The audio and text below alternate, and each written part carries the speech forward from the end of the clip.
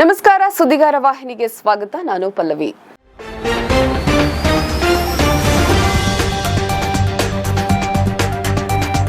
ಕರ್ನಾಟಕ ರಕ್ಷಣಾ ವೇದಿಕೆ ಹಾಗೂ ಹಸಿರು ಉಸಿರು ಟ್ರಸ್ಟ್ ಬೆಟ್ಟಹಲಸೂರು ವತಿಯಿಂದ ಪುಲ್ವಾಮಾ ದಾಳಿಯಲ್ಲಿ ಹುತಾತ್ಮರಾದ ವೀರ ಯೋಧರಿಗೆ ನುಡಿನಮನ ಕಾರ್ಯಕ್ರಮವನ್ನು ಇತ್ತೀಚೆಗೆ ಚಾಮರಾಜಪೇಟೆಯ ಕನ್ನಡ ಸಾಹಿತ್ಯ ಪರಿಷತ್ ಸಭಾಂಗಣದಲ್ಲಿ ಭಕ್ತಿಪೂರ್ವಕವಾಗಿ ಆಯೋಜಿಸಲಾಯಿತು.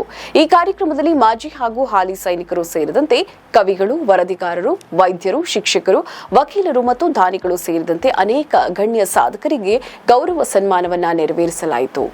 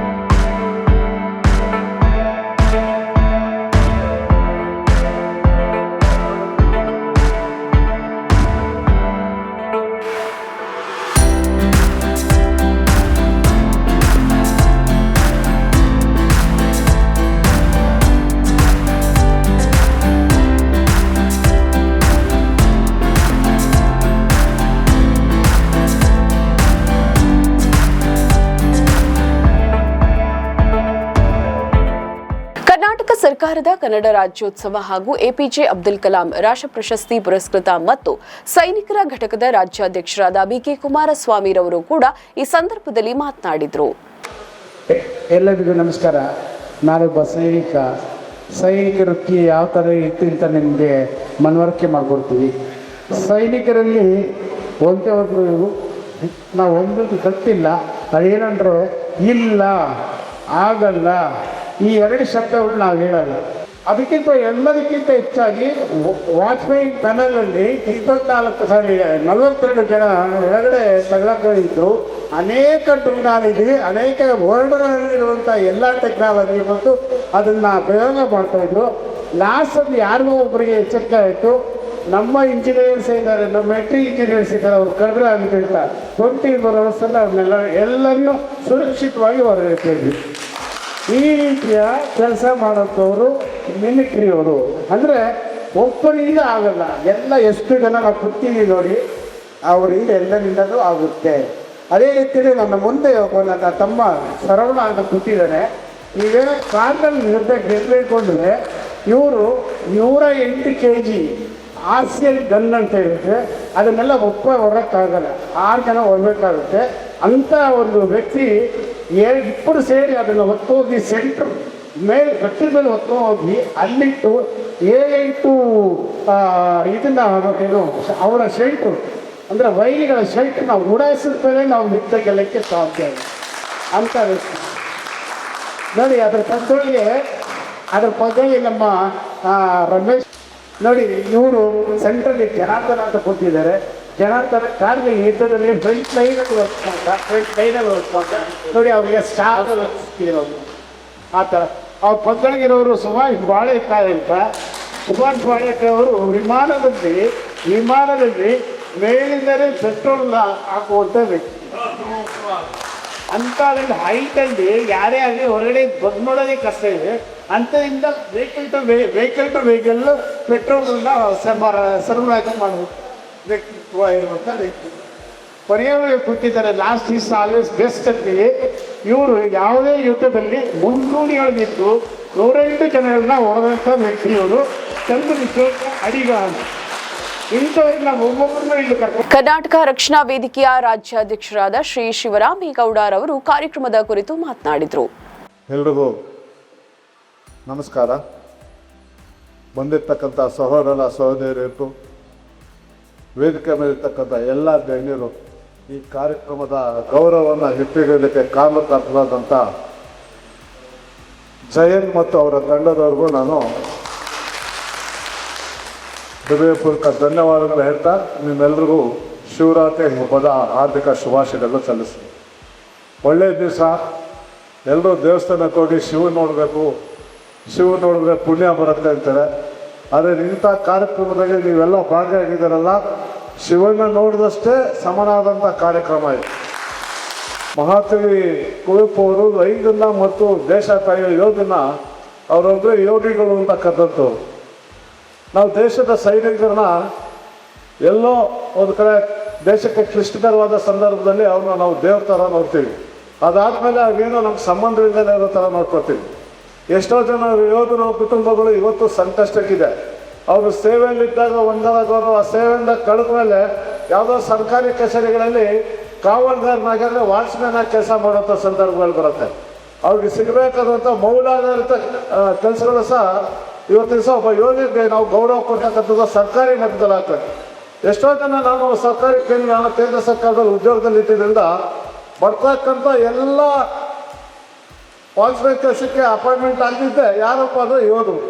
ಅದು ಯೋಧರನ್ನ ನಾವು ಗಡಿ ಕಾಯಕ್ಕೆ ಇಟ್ಕೊಂಡ್ರೆ ಅಂದರೆ ಇಲ್ಲಿ ಕೊನೆಗಾಲದಲ್ಲಿ ರಿಟೈರ್ಮೆಂಟ್ ಆದ್ಮೇಲೆ ಒಂದು ಒಳ್ಳೆ ಯೋಗ್ಯವಾದ ಕೆಲಸವನ್ನು ಕೊಡೋದ್ರ ನಿಟ್ಟಿನಲ್ಲಿ ಸರ್ಕಾರಗಳು ಆಲೋಚನೆ ಮಾಡಬೇಕಾಗತ್ತೆ. ಅವನಿಗೆ ಗೌರವ ಕೊಡೋದನ್ನ ನಾವು ಮಕ್ಕಳಿಂದ ಕಲಿಸ್ಬೇಕಾಗತ್ತೆ. ಭಾರತ್ ಮಾತಾ ಕಿ ಬೋಲೋ, ಭಾರತ್ ಮಾತಾ ಕಿ. ಕನ್ನಡ ತಾಯಿ ಭುವನೇಶ್ವರಿಗೆ, ಕನ್ನಡ ತಾಯಿ ಭುವನೇಶ್ವರಿಗೆ. ಕನ್ನಡವೇ ಸತ್ಯ, ಸಿರಿಗನ್ನಡಂ ಗೆಲ್ಗೆ.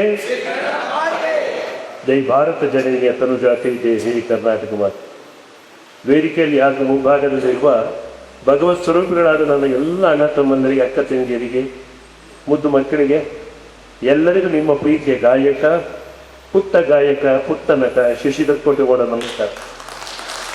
ದೇಶವ ಕಾಯುವ ಯೋಧನೆ ನಿಮಗೆ ನಮ್ಮ ಕೋಟಿ ನಮನ. ಈಚ ದರ್ಪಣೆ ನಿಮ್ಮ ತಾಯಿಗವು ಭಕ್ತಿಯಿಂದ ನಮನ. ತಾಯಿ ಭಾರತೀಯ ಸೇವೆಯಲ್ಲಿ ನಿಜ ಧನ್ಯತೆ ಕಾಣುವಿರಿ. ನ್ಯಾಯ ನೀತಿಯಲ್ಲಿ ಯುದ್ಧ ಧರ್ಮದಲ್ಲಿ ಮುಂದಕ್ಕೆ ಸಾಗುವಿರಿ. ದೇಶವ ಕಾಯುವ ಯೋಧರೇ, ಯೋಧರೇ, ಯೋಧರೇ. ದೇಶವ ಕಾಯುವ ಯೋಧರೇ ನಿಮಗೆ ನಮ್ಮ ಕೋಟಿ ನಮನ. ಹಗಲಿರುಳೆನ್ನದೆ ದೇಶಕ್ಕೆ ದುಡಿಯುತ್ತ ನಮ್ಮನ್ನು ಕಾಯುವಿರಿ. ಜಗದಲ್ಲಿ ಭಾರತ ಮೆರೆಯುವಂತದಿ ರಕ್ಷಣೆಗೈಯುವಿರಿ, ರಕ್ಷಣೆಗೈಯುವಿರಿ. ದೇಶವ ಕಾಯುವ ಯೋಧರೇ, ದೇಶವ ಕಾಯುವ ಯೋಧರೇ. ಬಿಸಿಲು ಮಳೆ ಬಿರುಗಾಳಿಗೆ ಅಳುಗದೆ ವಿಜಯಿಗಳಾಗುವಿರಿ, ವಿಜಯಿಗಳಾಗುವಿರಿ. ವಸುದೆಯಲ್ಲಿ ಸಾರ್ಥಕ್ಯ ಕಾಣುತ್ತ ಅಮರರು ನೀವಾಗುವಿರಿ, ಅಮರರು ನೀವಾಗುವಿರಿ, ಅಮರರು ನೀವಾಗುವಿರಿ. ದೇಶವ ಕಾಯುವ ಯೋಧರೇ, ನಿಮ್ಮ ತ್ಯಾಗ ಬಲಿದಾನದ ಮಹಿಮೆಯ ವರ್ಣಿಸಲು ಸಾಧ್ಯವೇ? ಎಮ್ಮ ಬಾಡಿನಲ್ಲಿ ನಿಮ್ಮ ಋಣವನ್ನು ತೀರಿಸಲು ಸಾಧ್ಯವೇ? ತೀರಿಸಲು ಸಾಧ್ಯವೇ? ಈ ರೀತಿಯ ಕೆಲಸವನ್ನು ಸ್ವಲ್ಪ ಫಿನಾನ್ಸ್ ಗೊತ್ತಿರ್ತದೆ ನಾವು ಮಾಡಿ. ಇವತ್ತು ಮಾತಾಡೋದ ವಿಷಯ ಏನಂತಂದರೆ, ಇವೆಲ್ಲ ಗೊತ್ತಿದ್ದಾಗೆ ನಮ್ಮ ವೀರರು ಏನು ಅವರ ಮೇಲೆ ಒಂದು ನಡಿಬಾರ್ದಂಥ ಒಂದು ದುರ್ಘಟನೆ ನಡೆದು ಅವರು ಯಾವ ಜಾತಿಯೋ ಯಾವ ಭಾಷೆ ಅನ್ನೋದು ಮುಖ್ಯ ಅಲ್ಲ. ಅವರೆಲ್ಲರೂ ಭಾರತೀಯರು ಅಷ್ಟೇ ಮುಖ್ಯ. ಯಾಕಂದ್ರೆ ಅವರೆಲ್ಲ ನಮ್ಮ ಕುಟುಂಬದವರು. ಈಗ ನಮ್ಮ ಕುಟುಂಬ ಒಬ್ಬರನ್ನ ಕಳ್ಕೊಂಡಾಗ ನಮ್ಗೆ ಎಷ್ಟು ನೋವುಗಳಿರುತ್ತೋ ಅದೇ ಥರ ನೋವು ಅವರಲ್ಲಿ ಅಣ್ಣ ತಮ್ಮನೋ ಅಕ್ಕ ತಂಗಿನೋ ಮಕ್ಕಳು ಎಲ್ಲರೂ ಇರ್ತಾರೆ. ಅವರೆಲ್ಲರನ್ನ ಒಂದು ಮನಸ್ಸಿಗೆ ಇಲ್ಲಿಂದಲೇ ನಾವು ನಮ್ಮನ್ನ ಕೊಡುತ್ತಾ ಅವರೆಲ್ಲರಿಗೂ ಒಳ್ಳೇದಾಗಲಿ ಅಂತ ಹೇಳ್ತಾ ನಾವು ಕುಮಾರಣ್ಣ ಅನೇಕ ಮಾತಾಡೋಕ್ಕೆ ಅವ್ರು ತುಂಬ ಚೆನ್ನಾಗಿ ನಮ್ಮನ್ನು ಕರೆಸಿ ಅವರ ಸ್ನೇಹಿತರನ್ನೆಲ್ಲ ಪರಿಚಯ ಮಾಡಿಸಿ ಇವತ್ತು ಅವ್ರ ತನಕ ನಾವು ನಮ್ಮ ಹೀಗೆ ನಾವು ಯುದ್ಧ ಹೋಗ್ಬೇಕಾದ್ರೆ ಒಂದು ಜೊತೆ ಸೇನೆ ಥರ ಹೋಗ್ತಾ ಇದೀವಿ. ಅದೇ ಪ್ರಕಾರ ಎಲ್ಲರೂ ನಾವು ಬರ್ತೀವಿ ಅಂತ ನಮ್ಗೆ ಹೇಳಿದ್ರು. ಅದೇ ಪ್ರಕಾರ ಎಲ್ಲಾರು ಕರ್ಕೊಂಡು ಬಂದಿದ್ದೀರಾ. ನಿಮಗೂ ನಾನು ಮನಸ್ಸಿಗೆ ಅಭಿನಂದನೆ ಹೇಳ್ತಾ ಇದ್ದೀನಿ. ಎಲ್ಲ ಕ್ಷೇತ್ರದಲ್ಲೂ ಕೂಡ ಸಾಧನೆ ಮಾಡಿರುವಂತಹ ಸಾಧಕರಿಗೆ ಏನು ಅಭಿನಂದನಾ ಕಾರ್ಯಕ್ರಮ ಇಟ್ಕೊಂಡಿದ್ದಾರೆ, ಅದು ತುಂಬಾ ಖುಷಿ ಆಗ್ತಾ ಇದೆ. ಅಷ್ಟೇ ಈಗಿನ ಅದ್ಭುತ ಕಾರ್ಯಕ್ರಮವನ್ನು ಆಯೋಜಿಸಿರುವಂತಹ ಜಯನ್ ಕೆ ಸರ್ ಅವರಿಗೂ ಮತ್ತೆ ಹಸಿರು ಉಸಿರು ಟ್ರಸ್ಟ್ನ ಶ್ರೀಮತ್ ಮೂರ್ತಿ ಸರ್ ಅವರಿಗೂ ನಾನು ಅಭಿನಂದನೆಗಳನ್ನು ಸಲ್ಲಿಸ್ತಾ, ಆ ಭಗವಂತ ಇನ್ನೂ ಹೆಚ್ಚು ಕಾರ್ಯಕ್ರಮಗಳನ್ನ ಆಯೋಜಿಸುವಂಥ ಶಕ್ತಿಯನ್ನು ನೀಡಿ ಅಂತ ಕೇಳ್ಕೊಂತ ನನ್ನ ಮಾತೆಲ್ಲ ಮುಗಿಸ್ತೀನಿ. ಜೈ ಹಿಂದ್, ಜೈ ಕರ್ನಾಟಕ.